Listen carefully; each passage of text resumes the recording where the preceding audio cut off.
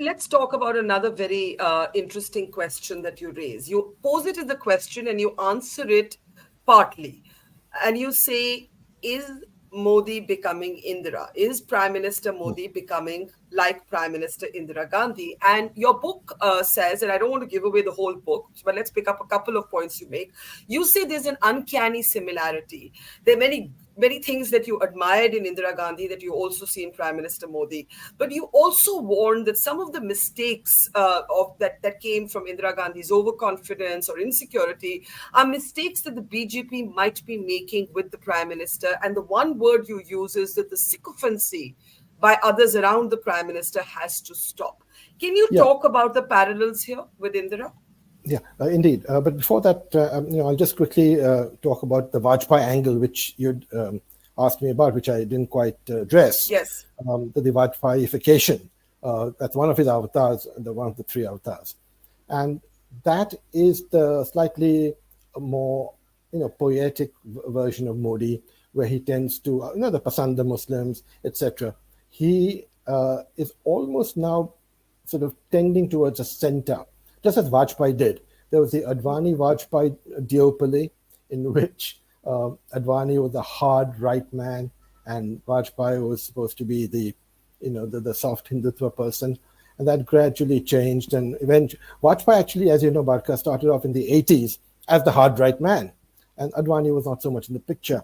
And then Vajpayee shifted towards the center, the right center, and Advani was a hard man. A similar thing is happening with Mr. Modi, in the sense that he started off in the late 80s. He joined the BJP in 87. And in the first 10 or 15 years when he was with the BJP from the RSS, he was a hardliner.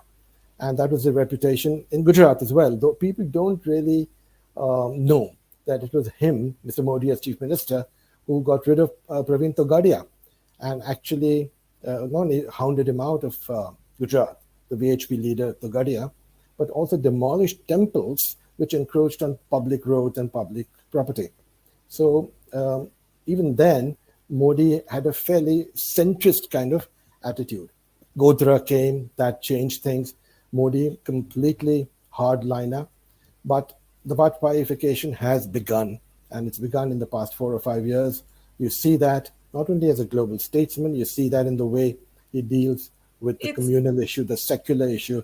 And people are now saying it's Shah who's the new Advani, Amit Shah, and Modi who's the new Vajpayee. Coming now to Indira Gandhi. Can you just hold it? Because I have a question on that. It's very interesting that you talk about the Vajpayee-ification of Mr. Modi and Amit Shah being the new Advani. Some people might say that the Vajpayee BJP and the Modi BJP are absolutely different. And that Vajpayee, at least by the time his tenure ended, was seen to be this soft, gentle, consensus-building kind of leader. His politics, certainly on Kashmir, Pakistan, were quite different than the Prime Minister's has been, though, albeit Prime Minister Modi did also try and outreach with Nawaz Sharif many times over. Couple of times over that I can count, the swearing in of the SARC leaders, and then dropping Christmas Day, his birthday. To meet him, yes.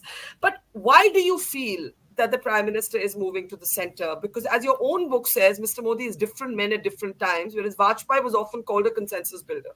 No, I'll tell you, Barkha, the real reason that Vajpayee came in for the first time as the Prime Minister of the BJP. He's the first Prime Minister. So he had perforce to take with him a broad spectrum, ideologically, of people. Mamata Banerjee served in his cabinet. Omar Abdullah served in his cabinet. So he, by force, had to do it. And because he was really the pioneer Prime Minister. So he couldn't afford to be on the wrong side of the ideological spectrum. And Vajpayee's personality also was not compartmentalized to the extent that Modi's is. Modi has these three compartments, as you mentioned. Hard Hindutva when he's on the campaign trail, and global statesman when he's in Washington and even in Riyadh. And the third thing, of course, is when he becomes more of a Vajpayee. So Vajpayee, as a pioneer, perforce had no compartments.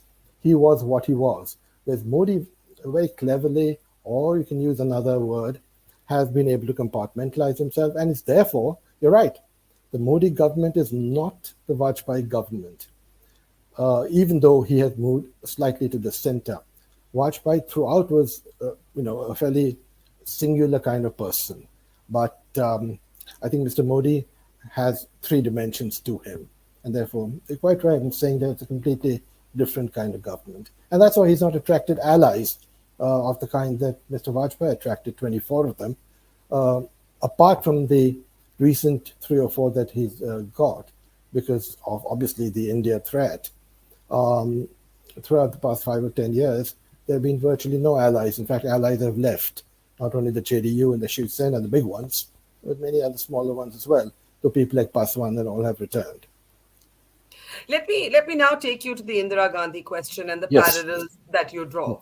So Yeah. do go ahead with what you Yeah. think is So similar yeah. and what you Now think is different. coming to Indira, I think there are two or three things which make Mr. Modi similar to Indira, but there are dissimilarities as well. The similarities are that he's a strong prime minister. So was Indira Gandhi. The second is that he's a nationalist, which means he cares about national security uh, beyond anything else. And Indira Gandhi was that too. Not the Bangladesh war only, alone, not just that, but Indira Gandhi was a very nationalist leader.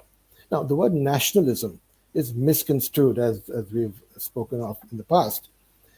The kind of people conflate nationalism in Europe of the 30s and 40s, 1930s, 1940s, with nationalism in India.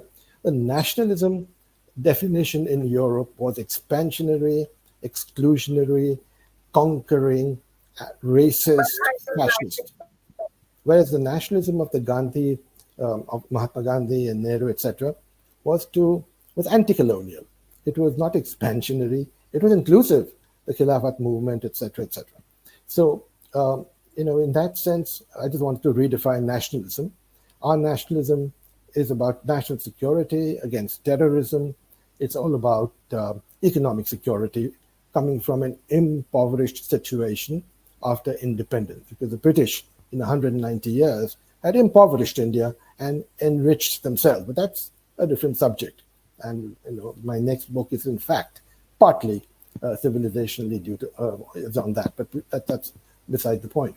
So Indira Gandhi similarities: strong leader, strong nationalism defined properly, but there are dissimilarities also, particularly in the background.